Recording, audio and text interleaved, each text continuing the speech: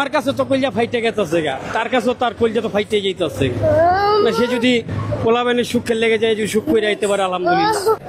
মার জন্য ফানা ফিল হয়ে যেতেছে গা।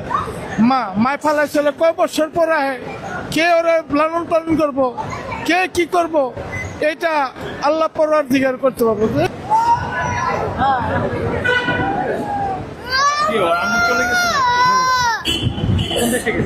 সৌদি প্রথম যেতেছে আমার ছেলে।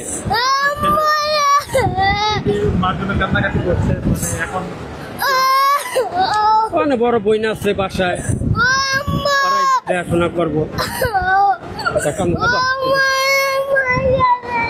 জুস কিনে খায়, জুস কিনে যাইতেছে, তার শখ মনে বিদেশ যায় না কোনো শখ, নিজের শখের কারণে যাইতেছে।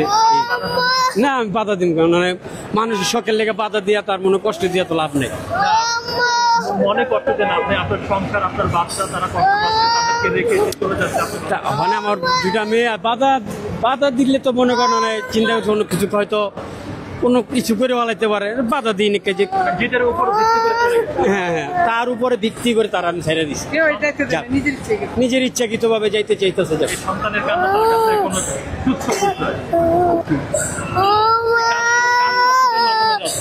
যে মানে কার প্রসেসের মাধ্যমে যাচ্ছে, কে নিয়ে যাচ্ছে? নিতে হচ্ছে আমগো এলাকার এক মহিলা। হ্যাঁ হ্যাঁ এলাকার। আব্বা কেন না তোমার গাড়ি কিনে দিন আব্বা, কালকে আইবো বেটা, কালকে আয় পড়বো। আচ্ছা ভাই মার জন্য ফানা ফিল হয়ে যেতেছে গা। মায় ফালাই চলে কয় বছর পর আহে, কে ওরা লালন পালন করবো, কে কি করব, এটা আল্লাহ পরওয়ারদিগার করতে পারবো। এরপর আত্মীয় স্বজন আছে ওদের ভবিষ্যতের জন্য, ভবিষ্যতের জন্য, ভবিষ্যতের জন্য যাইতেছে। এই যে ওর ভিতরে জানতেছে যে কেমন লাগে যে মার্সিন হচ্ছে বঞ্চিত থাকবো, তো এখন তো যাইতেছে সন্তান ওর স্বামীর ভালোর জন্য যেতেছে। বিদেশে গিয়ে 2টা পয়সা চাকরি করবো, দেশে আনবো, এটুকুই। বাবা যদি কাজ কাম করতো তাহলে তোর মহিলা বিদেশ যাওয়ার কোনো প্রশ্নই ওঠে না।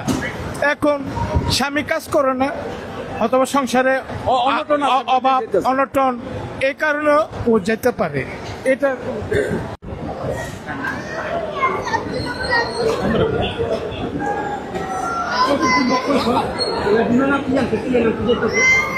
হ্যাঁ